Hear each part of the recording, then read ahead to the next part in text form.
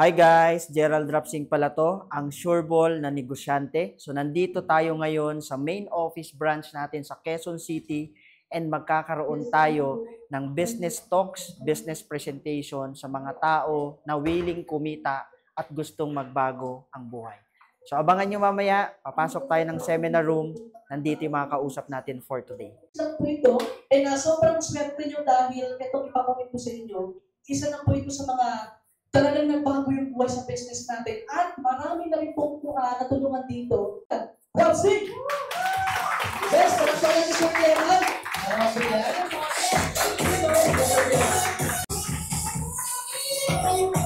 Ayun. Ating po yung time. Masarap naman po bumarkada. Masarap po uminom, gumimik. Kaso lang ang problema, yung tipong uwi ka ng bahay, lasing. Madaling araw, may hangover pagkagising, ang masakit pa na part, gutom ka na nga, pagtingin mo ng wallet mo, wala ka pang pera. So sabi ko, saan ko kukunin yung future na gusto ko sa buhay ko?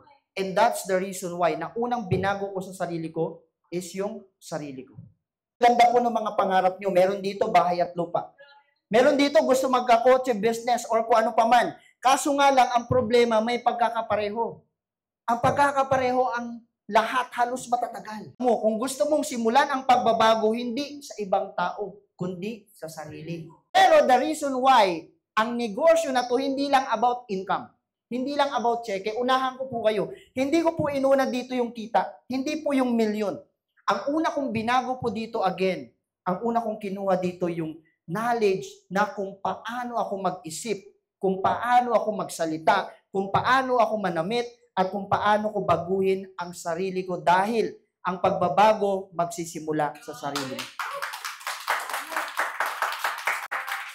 At nung nabago ko na yung sarili ko, that's the time. Paunti. Pero dito sa kumpanya na to, dito ko napatunayan na wala po tayong pakialam kung matalino ka o hindi. Magaling ka o hindi. Basta may pangarap ka at willing ka magbago, pwede ka dito.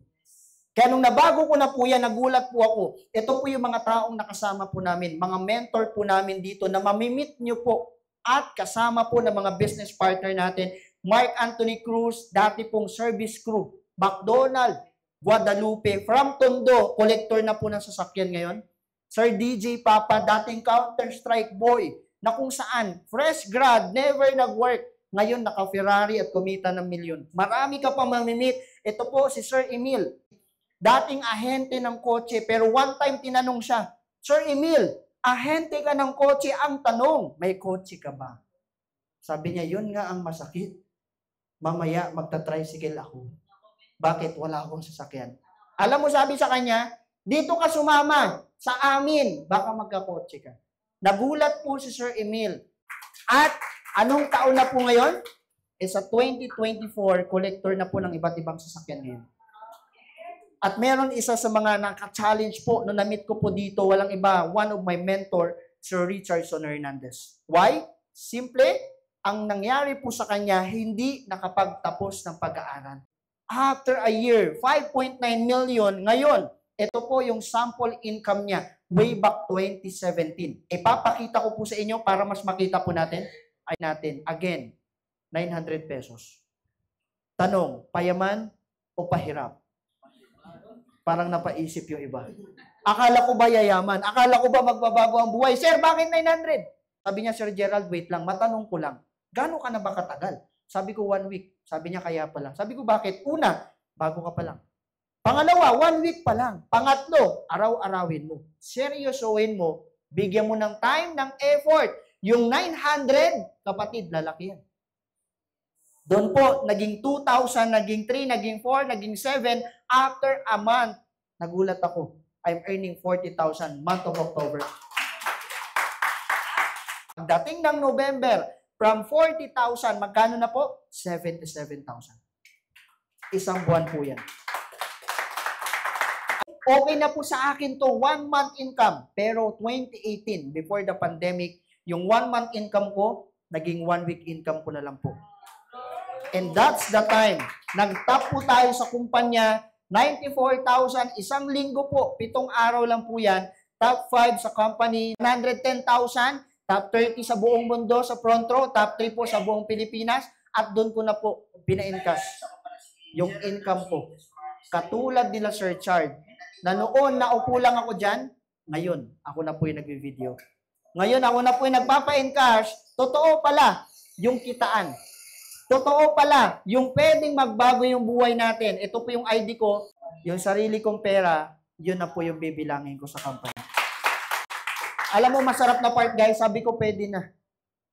Buti na lang, tinanggal ko yung duda ko. Buti na lang, tinanggal ko yung takot ko na dito sa company na to, sure ako magbabago ang buhay.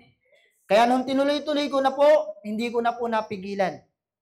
Dumami po yung mga tao nagtiwala. Naniwala, ma-pandemic, mapa-online, mapa-offline, hybrid, ginagawa na po natin. Ito po ay service crew noon. Ngayon, isa na po sa mga kumita, nag-top na rin po sa company. At the same time, paunti-unti, gusto ko lang po makabili before ng gusto kong sapatos. Kaya ako, pag kumita, sabi ko that time, gusto kong bilhin yung mga gusto kong sapatos. Nung una, 1, 2, 3, 4, 5, pero ngayon, hindi ko na po namalayan.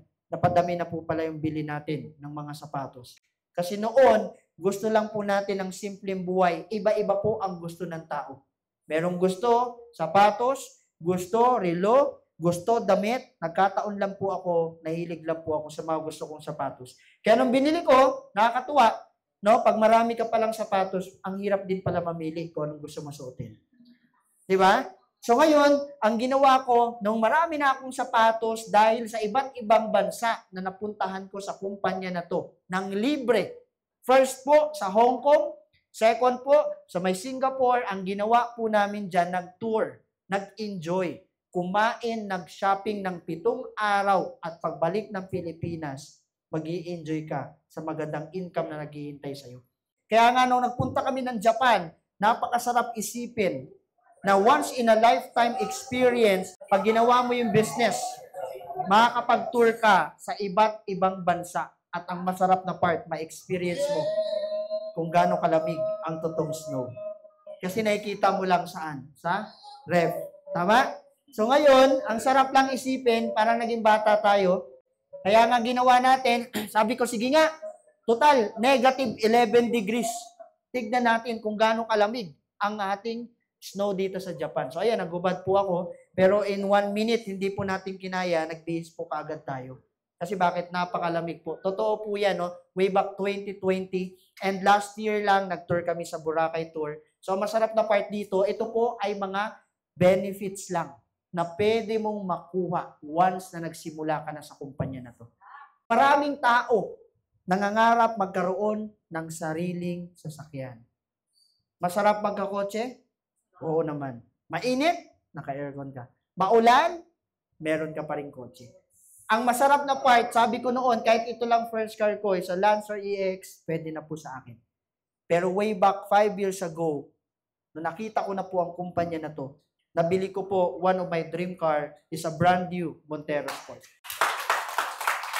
Na dating pangarap, na dating imposible, ngayon, naging posible. 300 Almost Millionaires Club. Meron po isa naglakad dyan na awardan din, one of the US Millionaires Club noong 2019. Ayan po yun. At ganito po karami yan, ha?